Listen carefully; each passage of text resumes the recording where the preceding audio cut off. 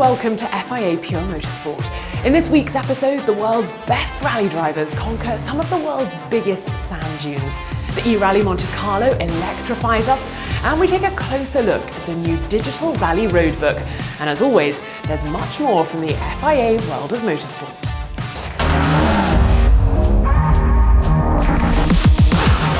The Abu Dhabi Desert Challenge is host to the penultimate round of the FIA World Cup for cross-country rallies. And this 30th anniversary edition will again push competitors to the limit as they power over some of the toughest and most dramatic terrains the world has to offer.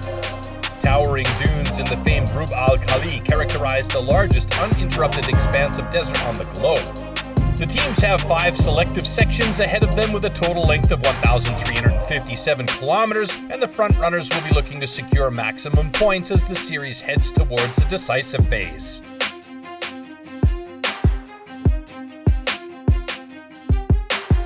Stage 1 is over 260 kilometers long, heading south towards Qasr Al Sarab. 80% of the day's action is off-piste with some tricky drops. It's an epic day of cross-country rallying at its best, with the leading driver seemingly avoiding any thoughts of taking things easy, with 4 more demanding desert stages remaining. And nobody masters the challenges on the first day better than Nasser Al Attiyah. With his co-driver Mathieu Boimel, he gets off to a perfect start in search of his 3rd triumph in the Abu Dhabi Desert Challenge. Al Attiyah steers his Toyota Hilux safely to the fastest time by far. Poland's Jakub Przegonski and German co-driver Timo Gottschalk in a Mini John Cooper Works buggy managed to stay close. They're just 3 minutes slower than the Toyota Gazoo racing team.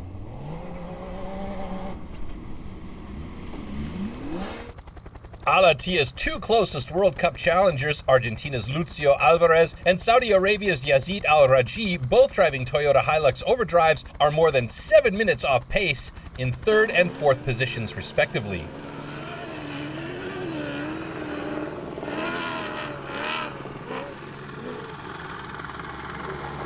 Yeah, it was excited, and we did good job, and I think it was amazing run, and we enjoy a lot in the sand dune, because it's 100% of the sand dune, and this is a fantastic feeling here in Abu Dhabi. Stage 2 is the longest stage of the rally at 318 kilometers. This special stage starts in Medinat Zayed and leads back to Hamim. Yazid Al-Raji tries to make up time, but it's not the best day for the Saudi Arabian. Instead of closing the gap to his rivals, he loses over 17 minutes on the leaders. Alvarez also struggles in the large dunes. The Argentinian loses time, but stays ahead of Al-Raji. Jakub Przegonski has another good day. Although he does a lot right, he can't keep up with Al Attiyah and loses another 3 minutes on the leader. Al Attiyah takes another step towards the World Cup crown and returns with a great feeling back to the headquarters, the magnificent Castle Qasr Al Sarab Desert Resort. Stage 3 is over 300 kilometers long. This special section has some very technical sections in the first half. From the start, Nasser Al Attiyah enjoys another dominant day in the dunes. The World Cup leader flies to another stage victory, his 3rd in as many days. Especially in the more technical parts, he shows his great ability to read the dunes. So no wonder that he extends his overall advantage to 11 minutes 18 seconds. Lucio Alvarez has some problems in the technical parts, but ups the tempo afterwards. A good 2nd place finish for him. For now, he focuses on securing a podium finish for this rally to improve his World Cup position. He is on course to take 2nd place from Yazid Al-Raji, who suffers a broken drive shaft and loses 45 minutes.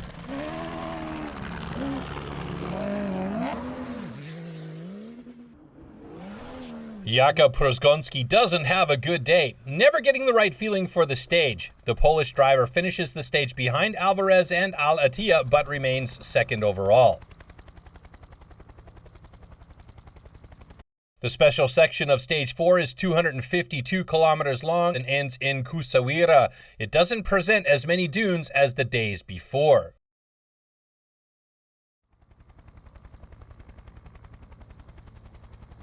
fastest on the stage for a fourth win in a row, Nasser Al Attiyah and Mathieu Boimel stretched their overall advantage in their Toyota Hilux to an unexpected 23 minutes 48 seconds over Argentina's Lucio Alvarez and Spain's Armand Monleon. While second place Poland's Jakub Przgonski is hampered by mechanical problems and finishes the day in 23rd, Denis Krotov seizes his chance and takes with a third place finish, also third place in the overall standings.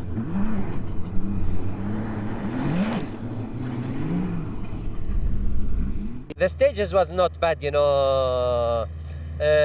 it's a mix between fast sand, crossing dunes, and fast road. Today it's a mix. We enjoy a lot. And yes, it's day 4 finish, and still we have one more day, and we'll see. The fifth and final stage of the 30th edition heads back north to Yas Marina. This 217-kilometer long stage starts in Asab and ends in Al Fatiyah. Yazid Al-Raji has his best result of the week and finishes second on the stage and fourth overall. That means he has no more chance of winning the World Cup title. Denis Krotov should be very pleased with his performance. The Russian is driving the Mini John Cooper Works buggy for the first time. And from stage to stage, he gets a better feeling for his car. His reward, a 5th place finish on the last stage and a place on the podium in the overall standings. Lucio Alvarez already had a good week and saves the best for last. The Argentinian wins the last stage and keeps the fight for the World Cup title alive.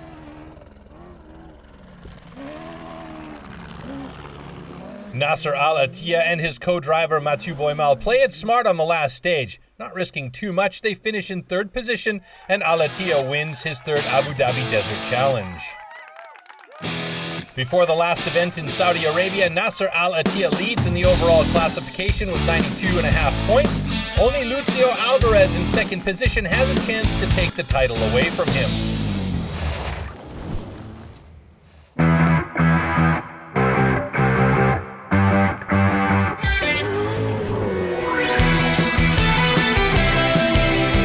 Mathieu Boimel is one of the best cross-country rally co-drivers in the world. He became a serial winner alongside Nasser Al Attiyah. One of the main tasks of the 2-time Dakar Rally winner is to provide his driver with information. For this, the co-pilot has his road book.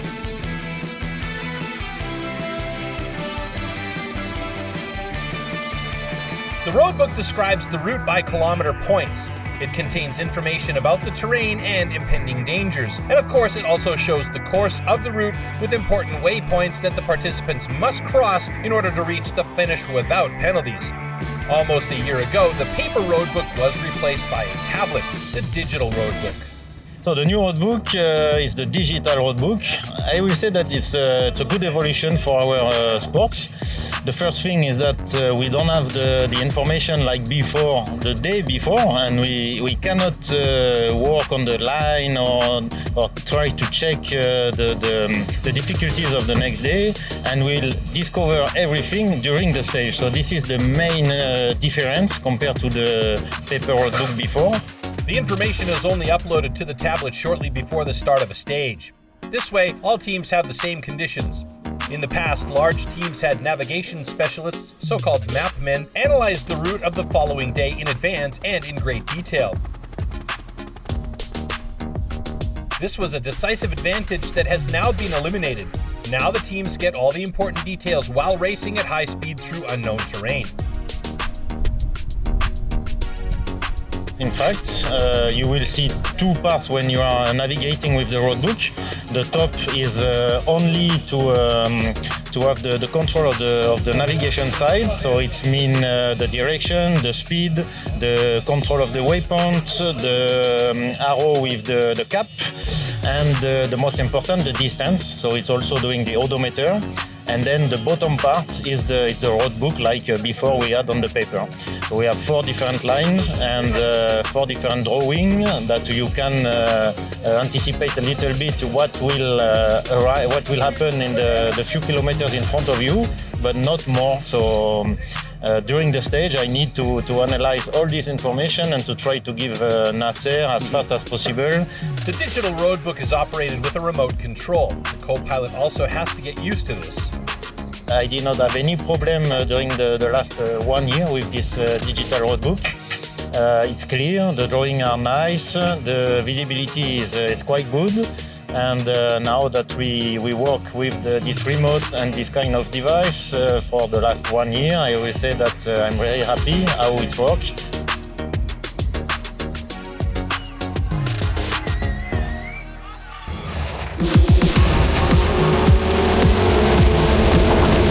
The 20th Rwanda Mountain Gorilla Rally is the 5th stop of the African Rally Championship, the Africa Motorsport premier event. Kenyan Carl Tundo leads in the overall standings with 90 points. Just 17 points behind is his closest rival, Guy Botteril from South Africa. In the event of another win by Tundo, Botteril will need to finish in the top 4 to keep his title hopes alive until the final round in his native South Africa. The Rwanda Mountain Gorilla Rally runs for 2 days with 12 competitive stages covering a total distance of 195.4 kilometers, and 15 drivers from all over Africa are fighting for the win. Kenyan McRae Kimati and his co-driver Kioni Mwangi in their Fiesta Rally 3 are not in the top 10 in the African Rally Championship. Their best and only result in the points was an 8th place at the Rally Tanzania, but the Kenyans cope excellently with the conditions in Rwanda and achieve a great 3rd place.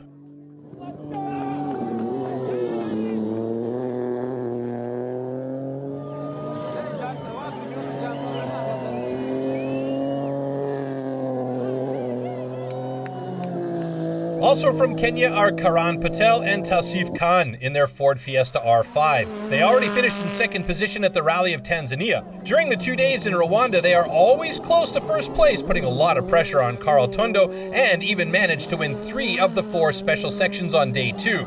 In the end, they land in 2nd place, only 14.4 seconds behind. In his Volkswagen Polo GTI R5, Carl Tundo has dominated the previous 3 ARC events. After Guy Botteril has to retire at the end of the first day, the way to his first ARC title is clear for Tundo. He only has to finish the contest, but Tundo is aiming for his 4th win in a row and makes it to 1st place. So it's an all-Kenyan podium, and Carl Tundo and co-driver Tim Jessup win for the first time the Rwanda Mountain Gorilla Rally. Amazing time here. It's a great rally. The sections wasn't very fast, but very close between the 1st and 2nd. So all in all, a good weekend. Carl Tundo now has 120 points and can no longer be caught up with by Guy Botteril. With his 5th place finish, Yassin Nasser takes over 3rd place in the overall standings.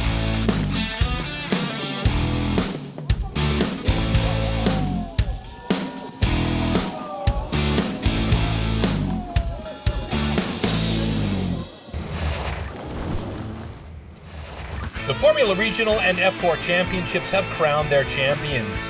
In the Formula Regional European Championship, Grégoire Saucy won his first title. The Swiss laid the foundation for his success with 8 wins in the first 14 races. Kiffin Simpson from the Cayman Islands won the Formula Regional Americas with 7 race wins. With 2 wins in the last 2 races, he secured the title in a commanding manner. In the Formula 4 US Championship, it was much closer. Mexico's Noel Leon managed to win only 2 races in total, however 3 second-place finishes in the last 3 races secured him the title. Delano van 't Hoff won the F4 Spanish Championship without much difficulty. The Dutchman could celebrate 10 victories in total in the end. Things went even better for Oliver Bierman in the Italian F4 Championship. With 11 wins, the Brit won the title by a wide margin ahead of Tim Tramnitz, a duel that also took place in the F4 German Championship. Only here, it was much closer. It was only in the last race of the season that the 16-year-old Bierman was able to clinch first place. Again, only second place remained for the German Tim Tramnitz. Christoph Holovchik and Lucas Cruzea in their mini JCW Rally won the Baja Portalegre in Portugal, the 9th and final event in the FIA World Cup for cross-country Bajas. They thus secure overall victory in the FIA European Cup for cross-country Bajas. With a calculated drive to a 10th place finish in Portugal, Yazid Al-Raji in the Toyota Hilux Overdrive won the title in the FIA World Cup for cross-country Bajas. The 24th International ADMV Lausitz Rally was the last stop of the Central Rally Trophy, and this year also the home of the European Rally Trophy final. Eric Kais showed a good performance and was 34 seconds ahead of the local hero Matthias Kehler before the last special stage, but Kais suffered a capital engine failure shortly before the end. This meant that Matthias Kehler won the Lausitz Rally and Mustafa Kakel won the final of the European Rally Trophy. Despite his failure, Eric Kais secured the victory in the overall classification of the FIA Central Rally Trophy.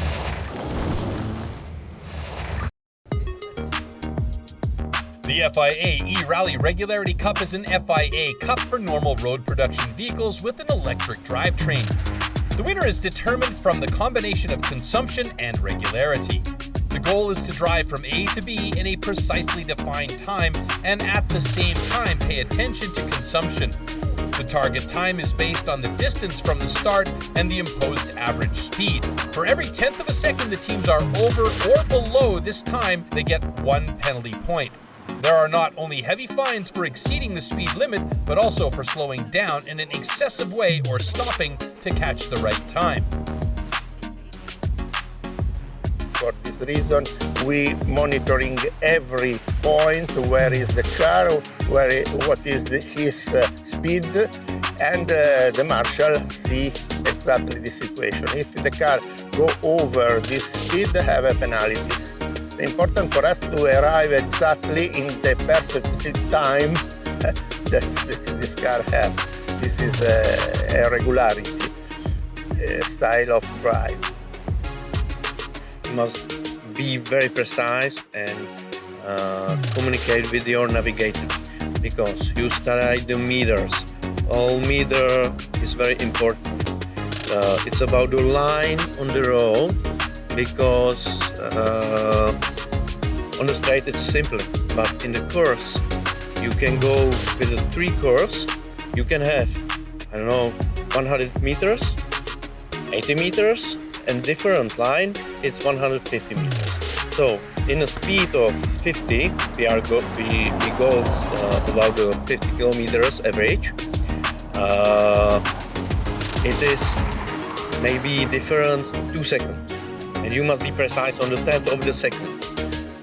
So you must study the lines, study the meters, communicate with the navigator, study the time, and be afraid of road and people, other cars, etc., etc. The rally takes place on public roads, and it can happen that the teams lose a lot of time due to very slow road users in front of them, but the experienced teams know how to compensate for that. Many cars arrive exactly with 0 penalty. Yes, because they are professional crew. Yes, it's not easy, but also many cars have other instrumentation inside of the car, GPS, computer, trip master, etc. And they have a sensor, additional sensor in the wheels to know exactly the advances of the car, for example. Yes. The time is not only taken at the end of the stage, but there is at least one secret timing point on each regularity stage. For me, to successful is to be regular, because you take a penalty and the point. The team with the fewest penalty points wins, but another factor also plays a very big role. 50% of the classification is the consumption of the car. It will be compared to the WLTP index. And we merge the 2 results to have the final classification. This is very, very important, because the difference from the other normally rally, is that we needed a good driving with low consumption. This is very important because FIA want to trust the improvement to reducing the CO2 emission, and for teach what is possible to have a good result with a good style of drive. These cars are absolutely standard car in the market. Is easy, is a friendly championship, is open for all peoples. A very good reason to join the E-Rally Regularity Cup, a series that is growing steadily. Over 50 participants this year in Monaco and Bilbao. A new event will be added next year, bringing the total to 9 events and making the competition even more exciting.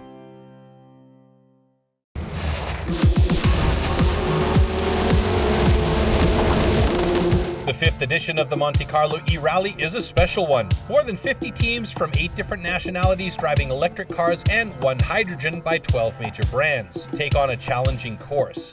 The teams have to master more than 350 kilometers in stage time, divided into 15 regularity stages and nearly 1,000 kilometers of road sections. The cars have improved, there's no doubt about that. And I think that this is a reflection of the current development of clean mobility. De la mobilité propre. Elles ont une autonomie maintenant. They now have a range of more than 400 kilometers, which allows us to drive relatively long stages. The Monte Carlo E-Rally is a regularity rally, a so-called time-speed-distance rally, with the object of driving each segment of a course in a specified time at a specified average speed. Plus, the energy performance is measured. The winner of the FIA E-Rally Regularity Cup will be the crew who has the lowest amount of penalty points from the regularity secret controls and the time controls. The related classification will be combined with the results of the Energy Performance Index.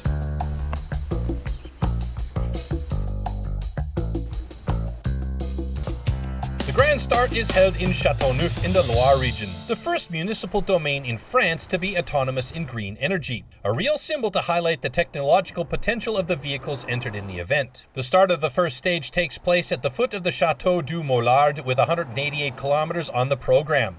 The parade of the different sized zero-emission vehicles, from a Fiat 500 to a Porsche Taycan and a Mercedes EQA, make a good show on the road. In the evening, the teams will be hosted in Valence in a warm and welcoming atmosphere while their cars get ready for the next day.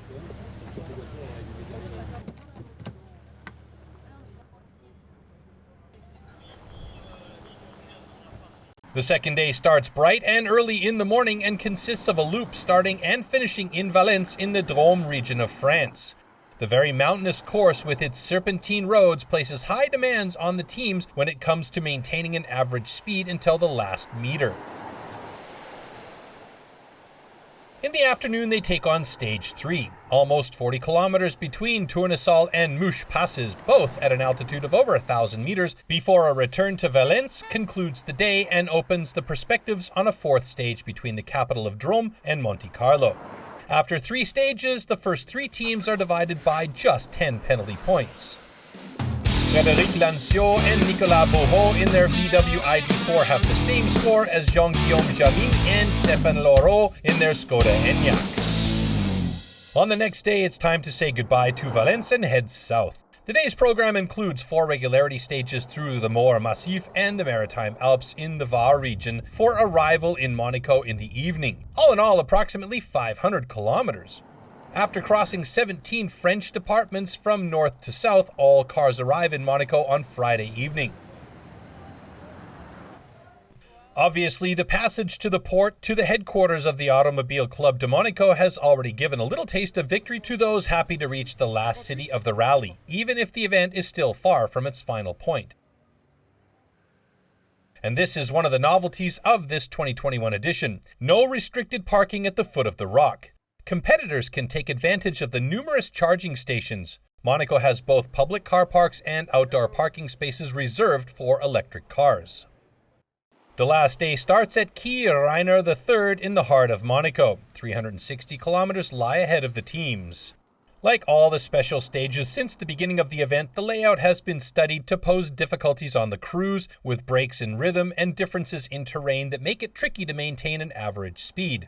After a wonderful day in the south of France, the teams return to Monaco to crown the 2021 champion. Frédéric Lanciot and Nicolas Bourreau are the winners of the 5th edition of the Monte Carlo E-Rally.